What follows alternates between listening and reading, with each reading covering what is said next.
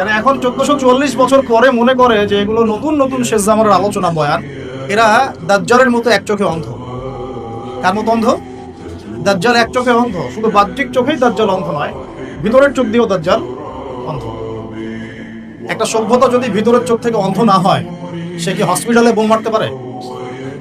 বলেন দেখি। একটা সভ্যতা, একটা জাতির মধ্যে যদি অন্ধত্ব না থাকে, সে কি হাসপাতালের মতো জায়গায় বোম মারতে পারে? তো এই কয়েকটা ক্যারেক্টার সম্পর্কে যদি আমরা সচেতন না হই, পড়াশোনা না করি, এই জামানাটাকে ডিল করতে পারবো। এখন এই পড়াশোনাটা করবেন কিভাবে? নিজের মন গড়া পড়াশোনা না, অবশ্যই কোরআন এবং হাদিস থেকে, এবং অবশ্যই ওস্তাদদের সহবতে, এবং অবশ্যই আপনি আপনার চিন্তার দরজা উন্মুক্ত রাখবেন। এমন হতে পারে যে একটা হাদিস বা একটা ঘটনা আগে কেউ ব্যাখ্যা করে নাই, কিন্তু আপনার কাছে মনে হচ্ছে এই ব্যাখ্যাটা সত্য হতে পারে, কিন্তু আপনি এখানে ইজতিহাদের দরজা আপনার খোলা আছে, যদি আপনি মুস্তাহিদ হয়ে থাকেন।